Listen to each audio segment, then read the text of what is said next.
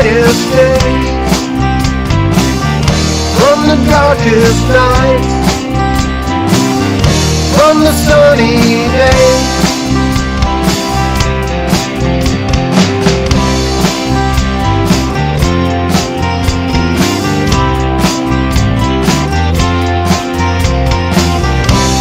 I hope you learn something. I hope you learn something.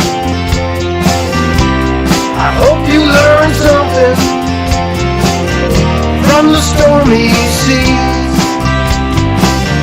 from the brightest days,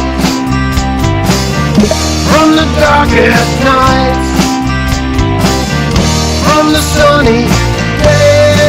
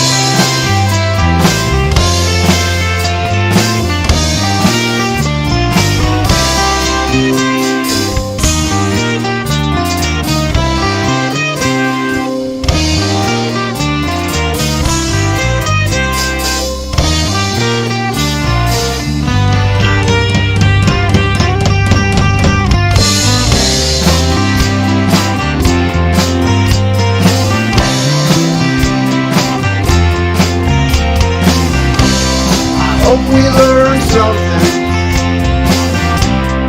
Hope we learn something. I hope we learn something from the stormy sea, from the brightest day, from the darkest night, from the sunny day.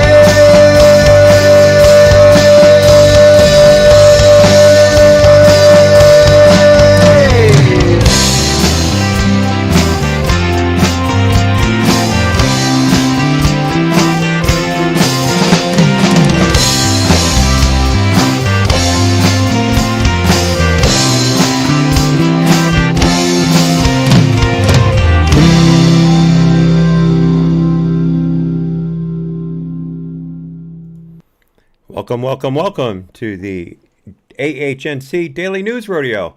I'm your host, Hat. Boy, oh boy, have we got a lot to get through today. Just real quickly, technically, the second monitor, as I said in the chat, is up. It's just off to my left here. All I need is the 15-foot display port cord I ordered that should arrive today, and it will be on. And I'll have all morning tomorrow to set things up to my liking. That'll allow me to monitor all the chats and the OBS software, and have the full screen that you see devoted completely to the stories. So the formatting will be normal again, just so you know. All right, let's just dive right in. Let me get the chats back up over the top of OBS. I have checked the streams. They're all up and running. I was a little late getting YouTube and DLive up because I forgot how to do it. Again, I'm still working all this stuff out. So jumping right in, our first a little tease here. The first part of the show today, we've got a good amount of stuff, including some interesting findings about the January 6th riot, things that we thought we knew before and now have been confirmed, some more finger pointing, and I also have a story about small businesses and the relation of testing and requirement for vaccines to their for the Chinese Communist Party virus their openings and running. And I have something on Denmark and their newest policy towards Syrian refugees there, and a lot more in between. First up, our Babylon Bee bookend, the one on the left from their politics section. Experts warn lifting mask mandates could contribute to dangerous spread of freedom. And here we see a very official-looking lady in a doctor's smock and stethoscope presenting to a group of people a map of Texas and showing that blue lines of freedom emanating from Texas to the north. Heaven forbid. Dateline U.S. Experts have issued a dire warning to the nation that the lifting of mask mandates, business closures, and capacity limits in Texas and Mississippi could contribute to the spread of liberty across the nation. Quote, as states like Texas begin to lift their mandates, we could be seeing a deadly outbreak of freedom, liberty, and personal responsibility all across the nation, said Dr. Andy Patton of MIT, continuing the quote, we're really not encouraged by the numbers here. I'm worried other states will see this. People will start thinking they are supposed to take responsibility for their own health and their own decisions, and that's just not what America is about. Close quote. In a sweeping consensus, scientists all agreed that one state finally ending its unconstitutional mandates could lead to other states doing the same. Consequences could be severe, ranging from people doing what they want and just living their lives, to the populace attaining herd immunity and making government action on the pandemic irrelevant. California and New York quickly responded to the declaration with emergency bans on importing any freedom from Texas, Mississippi, Florida, or South Dakota. And I do have a story for the second block, the after show, a clip from Governor Cuomo's press conference today where he addresses the efforts to reopen the state of New York and how he is all for it. Wink, wink, nudge, nudge, nudge, say no more. Moving right along. The market. My personal conceit, and as you can see, it was a down day across the board. The Dow closing just a fraction under 0.4%. The S&P 500 dropping well over 1%, and the Nasdaq dropping almost a full 3%. The market was up and down all day, but at the very end there was a very sharp sell-off. So the market closed under the 31,200 mark. 300 mark again. Oil did see a rise of almost 2.5%. It is now at $61.23 a barrel for West Texas Intermediate Sweet Crude. Gold also saw a pretty big drop today of almost 1.2%. I'm not happy about that, but there you go. Continuing. First thing I saw when I started putting the show together today was that Parler had dropped its lawsuit against Amazon. And I thought, what in blazes could that be all about, except for possibly one thing? And that caveat was proven right.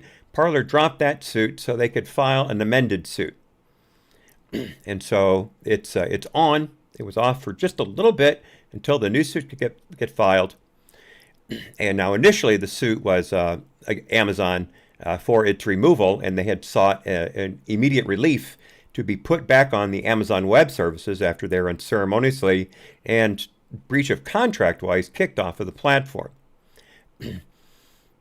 So now, quoting the new suit, Parler called Amazon a bully, claiming the company had removed Parler from its cloud services only when former President Trump had been deplatformed by Twitter and Facebook, and Parler was poised to become competition if he brought his millions of followers to the site. Quoting the lawsuit, the true reason why AWS decided to suspend and or terminate its contract with Parler was not because of any alleged breach of contract, but because AWS did not want Parler to be able to provide a new platform to conservative voices, including Donald Trump, or to compete effectively with other microblogging platforms such as Twitter. And that is Parler attorney Angelo Calfo, again in the lawsuit. Continuing, the company said Amazon's claims that it was removed because it wasn't responsibly deleting violent rhetoric on the site were false, adding it had removed any, quote, arguably inappropriate content, and in the 2 years before Amazon ousted Parler, Amazon had not expressed any major concerns over its content. The lawsuit noted that Parler had been valued at around $1 billion before it was removed by Amazon, quoting the lawsuit on unlawful actions, alleging it had permanently lost millions of dollars and its reputation. In the lawsuit, Parler claimed it was a victim of Amazon's efforts to destroy an up-and-coming technology company through deceptive, defamatory, anti-competitive, and bad faith conduct. So it is on like Donkey Kong, folks. It ain't over yet. Keeping with the tech sector for a second, which had something to do with the market being dragged down in a day, Microsoft has been targeted by a quite infamous Chinese hacking group associated with the Chinese government. These people are known as Hafnium. I hope I'm pronouncing that right. Hafnium. Looks like Hafnium to me. And again, this is a group that is appeared to be state-sponsored and operating out of China. And Microsoft said that Hafnium went after their Microsoft Exchange Cloud and that they have gotten information from the cloud. Let me see if I can find the exact specifics here. Let's see. The report details that after Hafnium reached a preliminary entrance, its operators deployed web shells on the compromised server. Web shells potentially allow attackers to steal data and perform additional malicious actions that can lead to further compromise. This is not related to the SolarWinds hack, which is, again, purported to have been Russian-based, although we haven't seen any actual data on that to confirm that. That's still up in the air as far as I know. But specifically here, Microsoft has observed Hafnium interacting with victim Office 365 tenants. While they are often unsuccessful in compromising customer accounts, this reconnaissance activity helps the adversary identify more details about their target's environments.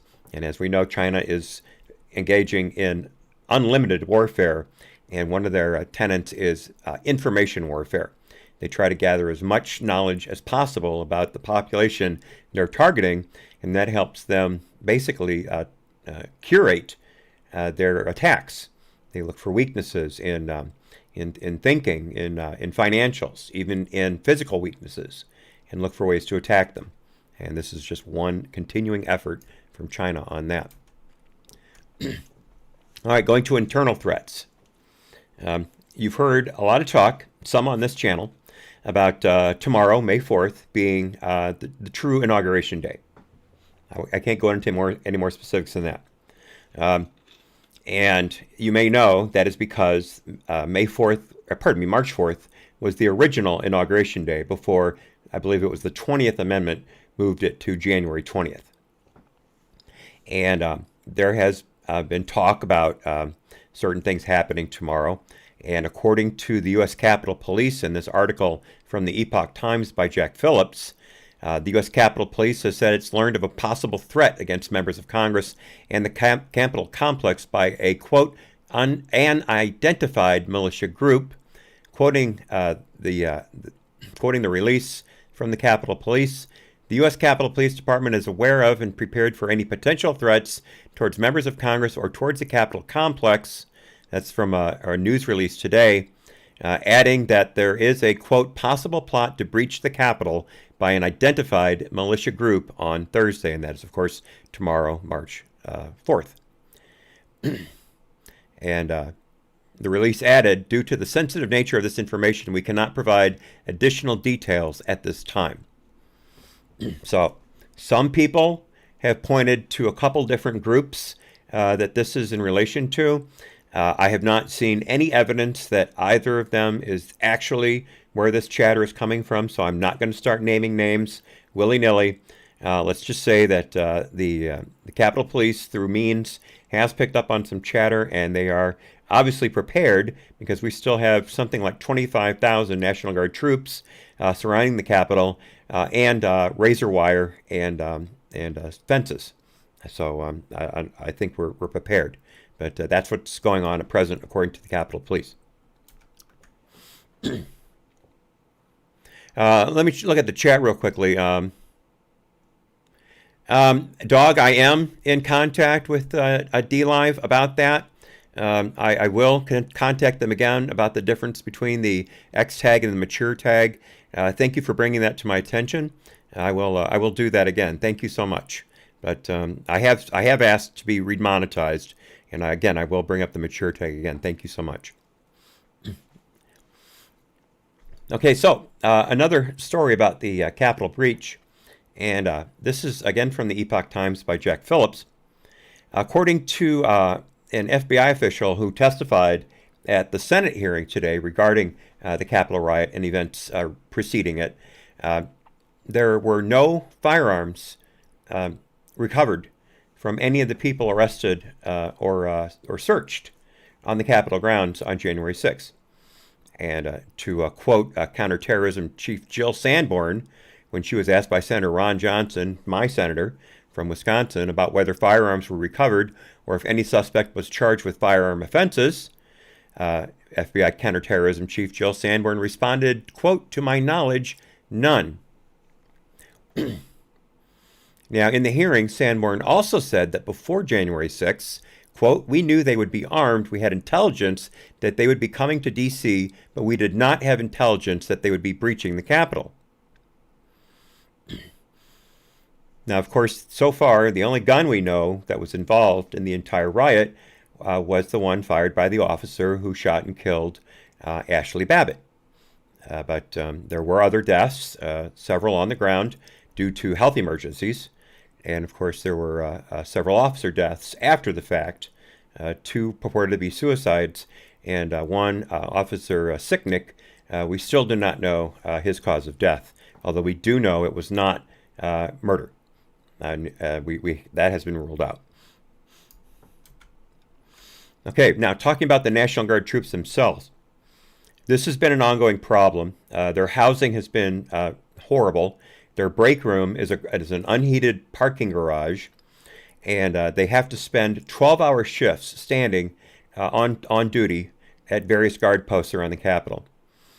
So, of course, a famous general, I believe it was Napoleon, said an army lives on, or I should say, an army fights on its stomach.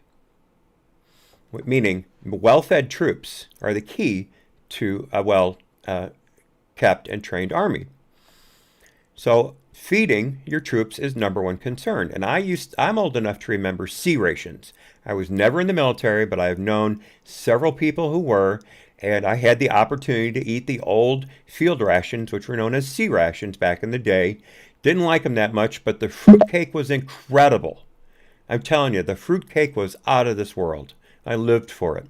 I moved on from C-rats, as they were also known, to MREs, which is a shortening for meals ready to eat, and that is a vacuum sealed package of food that has a number of different items in it. It's got carbohydrates, it's got protein, it's got fats, anything from crackers and jam to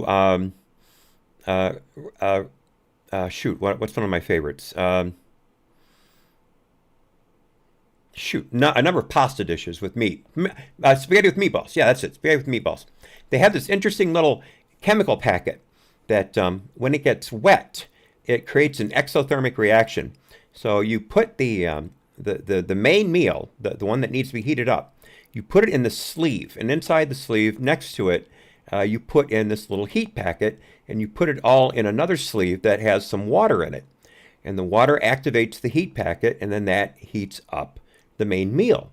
Sometimes it works, sometimes it doesn't. It depends on a lot of different factors, including how warm it is outside, because as we learned with solar panels, an exothermic reaction requires ambient heat to be more efficient. That is a drawback with MREs, but the main meals are completely cooked, so you can eat them cold. It's just obviously a cold meal is nowhere near as satisfying as a hot meal. But we've been trying to feed the National Guard troops in D.C. with catering services. And it seems that the soldiers with the Michigan National Guard, which has about 1,000 troops on the ground in D.C., are complaining about bad food. I've read that upwards of 50 soldiers have complained of gastrointestinal distress.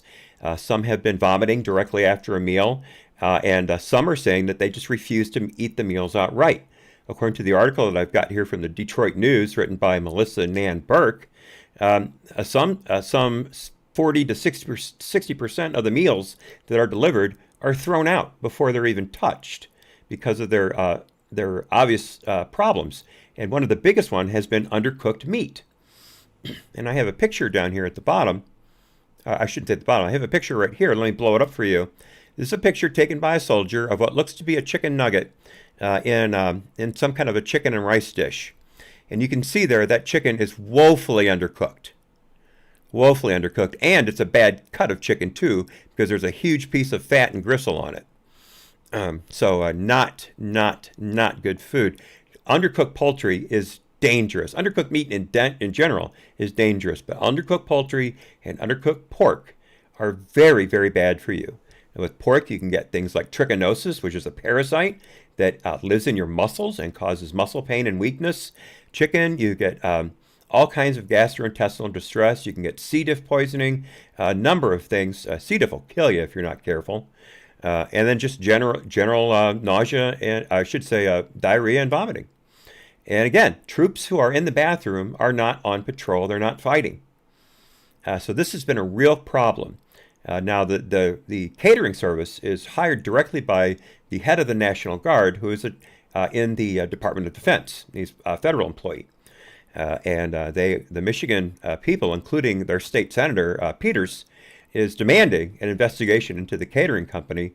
And so far, they're being told that we are checking on them. There aren't any big problems, but we've yet to see yet. Some soldiers have even complained about food contaminated with metal shavings. So this is a real problem, and I hope it gets fixed immediately. Some soldiers have even started paying for their meals out of their own pocket, going to other vendors. So they're actually losing money on this duty by having to pay for their own meals, which are supposed to be supplied by their unit. This is an absolute horrible mess. Now, the after show is going to have a lot of stuff about the border in it, a lot.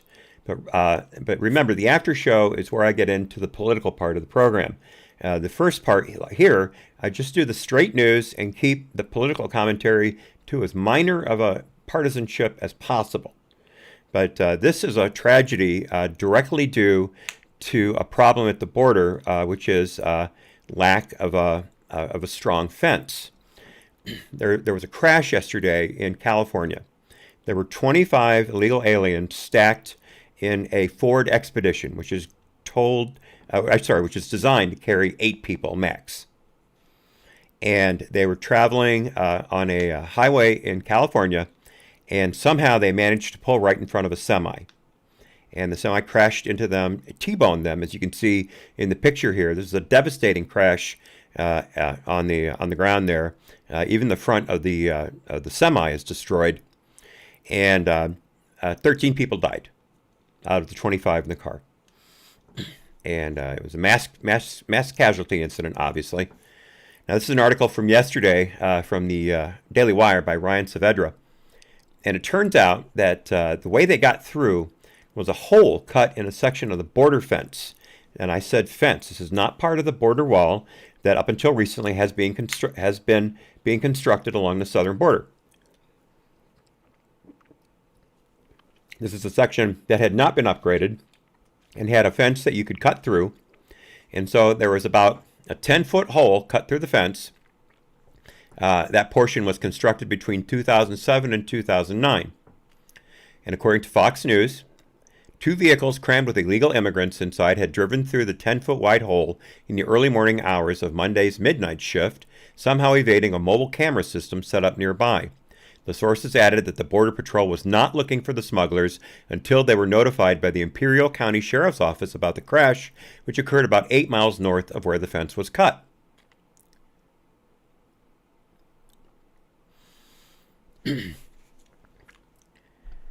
And there's more to it, but we will continue on that again as I get to the after show. Another nonpartisan border story.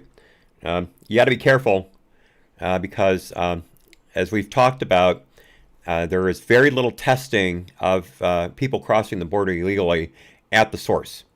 The government right now is putting out tests at waypoints at border cities. So these people are brought in from the border, taken to these areas close to the border, and then they're being tested at bus stops. And according to this article, again from the Epoch Times, their formatting looks a bit the same. This is by Jack Phillips. There were 108 illegal immigrants released by the Border Patrol into Texas who tested positive for the COVID-19 virus. And that testing represents about 6.3% of the total undocumented migrants who were rapid tested in Brownsville's bus station. And according to Felipe Romero, who's a spokesperson for Brownsville, the city doesn't have the authority to halt migrants who test positive from traveling anywhere else in the U.S., although officials advise them to quarantine and follow federal health guidelines. Now, there is a comment on this article. I hope to be able to find it. I'm going to have to scroll down a bit because it did the math on that percentage and what it really represents. Let me see if I can find it. I can't pause the comments, so but basically, I'm not going to be able to find it. That's 6.3%. That's just of a small group of people. So when you add that to the thousands that are coming across the border, it's obvious that there is a real crisis with COVID infections coming across the border. So hopefully we're going to be able to start having facilities set up to house these people. And again, we've heard comments from Representatives Cuellar and Gonzalez from Texas who have said that this is getting to be a serious crisis, and I'll have something on that in the after show, and something needs to be done, and hopefully it will be. All right, moving on to some COVID news. This is really fascinating. Remember, we were talking a lot about what would happen when states started to reopen. And the big thing was businesses requiring vaccine, proof of vaccination or COVID negative tests before you could come into work or before you could do your job. And it turns out, according to this article from the Epoch Times by Tom Ozimek, the vast majority of the nation's small businesses have not required their employees to get the vaccine or tests to return to work, although there were significant differences across sectors. And this is according to a government survey. So let me bring up the survey here. Let me see if I can blow it up a little more for you. There we go. That's as good as I can do. The question is, in the last week, did this business require employees to test negative for COVID-19 before physically coming to work? And so you can see the map here.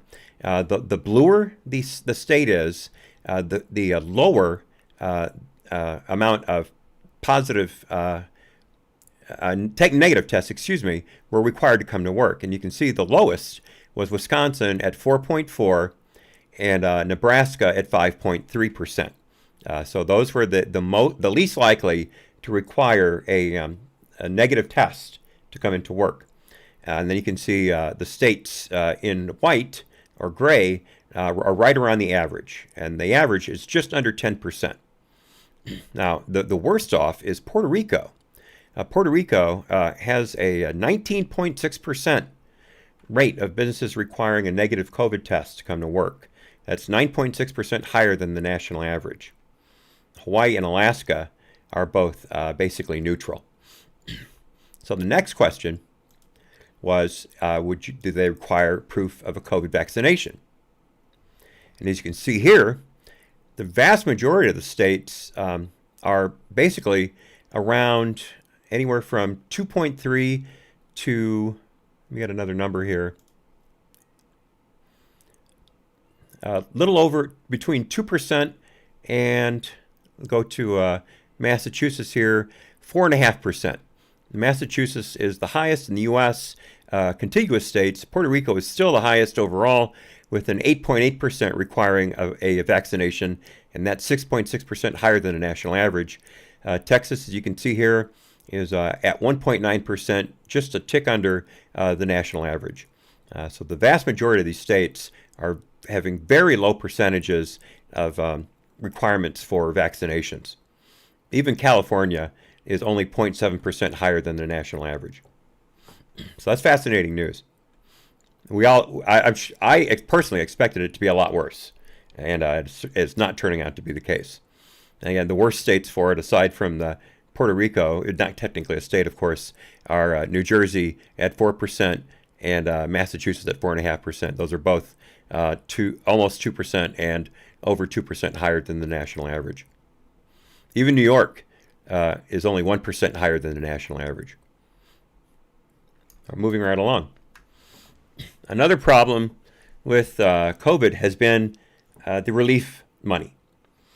You remember there was unemployment enhancements put out, and there were also the relief checks themselves that were put out through states' unemployment offices, and there was a very big debate as to whether or not that was a good idea, and it was ultimately decided that the payments would go through the unemployment systems.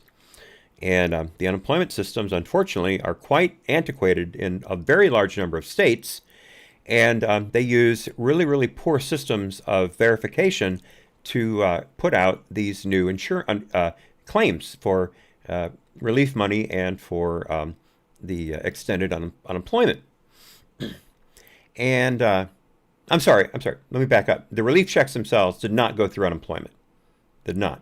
The extra money was supposed to go outside of the unemployment system, and it was instead routed through it. I apologize for the error. But this is a story from 6abc.com off of their AP wire. And it says here, the U.S. Justice Department is investigating unemployment fraud by, quote, transnational criminal organizations, sophisticated domestic actors, and individuals across the U.S. That's according to Joshua Stuvey, a spokesman for the department's criminal division. The Labor Department's Inspector General's office estimates that more than $63 billion has been paid out improperly through fraud or errors, roughly 10% of the total amount paid under the coronavirus pandemic-related unemployment programs since March of last year. U.S. Representative Kevin Brady of Texas, who's the ranking Republican on the Ways and Means Committee in the House, said that the estimate is larger than the entire budget of the Department of Homeland Security. California has been the biggest target with an estimated $11 billion in fraudulent payments, which we have covered, and an additional $19 billion in suspect accounts. Excuse me. Colorado has paid out nearly as much to scammers, an estimated $6.5 billion. Pardon me. I don't have a cough button. I apologize. And as it has to people who filed legitimate unemployment claims. So one of the big problems with all this is, as the states clamp down on the fraudulent claims, their system is overloaded with those investigations, and so the actual claims get held up because of the added scrutiny. And there is a story about a woman from Columbus, specifically a suburb named Upper Arlington in Ohio. Her name is Cynthia Sibertoli, pardon me. And she was receiving $228 a week after she was laid off in March from her job with a nonprofit.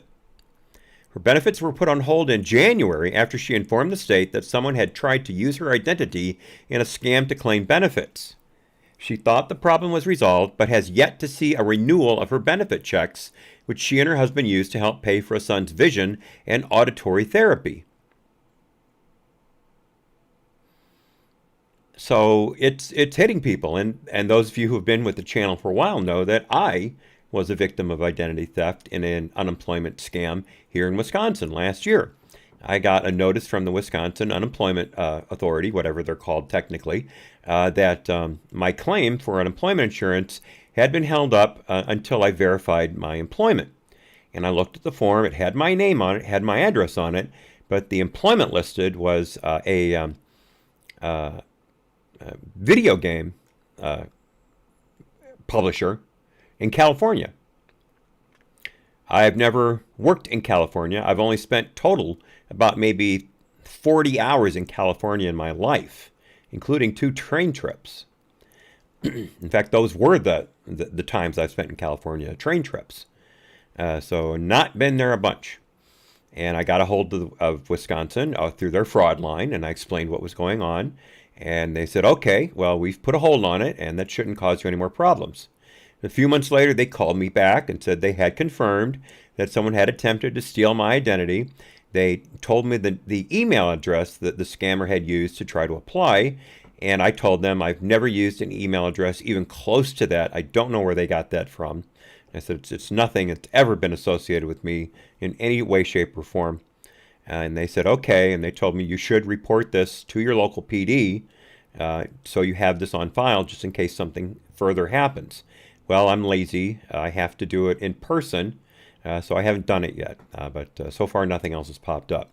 But that is happening. You'll know in California, people on death row were sending in extended unemployment benefit requests. And I think $1 billion was paid out to California inmates in just one section of it. So it is a huge, huge problem. And we're talking about 10% of the total payout so far has been identified as being fraudulent. I know, I believe it was Oklahoma paid out several $1 million to one fraud account that used multiple fake claims. And it was out of a Nigerian scammer, it turned out. They've gotten some of the money back, but not all. I don't know if this is a sign of our times at once, but this is a very disturbing story I found on the Post Millennial today from Noah David Alter out of their Toronto desk. In the U.S., so far since January 1st, 45 police officers have been shot, 11 killed since the beginning of this year. And those numbers represent an increase over 2020. In that year, 8 officers had been fatally shot by this time that year. And as you can see, here is a tweet from the National Fraternal Order of Police. And the stats are 45 officers shot, 11 officers killed by gunfire, 13 officers shot in 10 separate ambush attacks. This is serious business. Continuing with the article, 63 officers in total have died in the line of duty since the beginning of 2021, with coronavirus being the most common culprit. Vehicular crashes also accounted for a large share of police deaths. The number is expected to rise, with a police officer already having been killed on the first day of March. Lieutenant Justin Bedwell of Georgia succumbed to gunshot wounds 2 days after he was shot while pursuing a reckless driver. And also 2 canine officers have been shot dead since the beginning of the year. Checking the chat real quickly. Okay, Thumper, we'll be watching. Keep take us with you. Get a Walkman. I think they pick up radio. That's how old I am. Now, as I mentioned, and this will actually get us out of the opening of the show. It was a short show today. For that, I knew it wasn't going to be too long. It ended a bit quicker than I'd expected, though. But trust me, I keep looking at the camera that isn't there. Trust me, I will make it up to you in the after show. It's chock full of stuff. I think you're gonna love it. I try to do my best for the after show. Again, I'm trying to get you all to come to Trovo for the after show at trovo.live/AHNC and then the underscore symbol hat. Get it? All hat, no cattle, underscore hat. So please join us. That URL will be up on the split screen. I should say the pause screen before I switch over to the after show. So real quickly, this is a article about Denmark. This is from the Epoch Times by Laurence Duchamps. And it announces that Denmark has become the first EU nation telling Syrian refugees to return home. And Danish Minister for Immigration and Integration, Mathias Tesfaye, is quoted as saying, "We must give people protection for as long as it is needed. When conditions in the home country improve, a former refugee should return home and re-establish a life there." Close quote. The government said they aren't planning to force migrants seeking asylum to leave, but 94 Syrian refugees are stripped from asylum, while 179 people have kept theirs. This year, there will be an additional screening on 300 cases, and that's according to Danish immigration authorities. Syrian refugees will be placed into Danish deportation camps as the government announced the Syrian capital, Damascus, is no longer dangerous enough to offer refugees ground protection. The move has made Denmark the first nation in Europe to tell immigrants to return to their home nation. This comes as Danish officials said earlier this year they are working towards an anti-migration policy that strives towards, quote, zero asylum seekers. And let's just be honest, folks. Europe took in hundreds of thousands of quote-unquote Syrian refugees, many of whom were shown to be economic refugees from countries like Pakistan and Iraq. Germany took in untold hundreds of thousands, and now they're having problems with terror groups and organized crime groups made up of some of these immigrants. And France has seen an increase in violent crime. It's been a real problem, and so far they haven't had any real solution to that. I've not heard anything about Denmark having a rise in crime due to their bringing in Syrian asylum seekers. I've not seen any statistics in that regard, so I can't state it one way or another, and I won't begin to guess. But some EU countries have had a problem with this immigration policy. And it remains to be seen how well it will be handled in the future. But this right now is Denmark's plan. All right, so let me put up the screen here. All right, so we are going to the after show. Again, a slightly earlier show today on YouTube and DLive. And again, thanks to Electric Dog for reminding me to get on DLive about getting out from underneath my X tag and getting underneath the mature content. So far, their terms of service do not define mature content. So I'm left hanging as to what the difference is, and they've yet to explain it to me. So I'm going to try one more time. And I also have asked for demonetization to be turned off. So for those of you who care to, please follow us over to Trovo. The URL is on the screen. trovo.live/AHNC_hat. We will be doing a lot of talk about immigration. Mike Pence has come out with an opinion piece regarding HB1, the House bill regarding quote-unquote voting reforms. And Mike has a lot to say on that. And I also have a clip of Governor Cuomo describing how New York will reopen as the COVID virus continues. And I will have something to say about that. So let me turn off YouTube. Bye-bye, YouTube.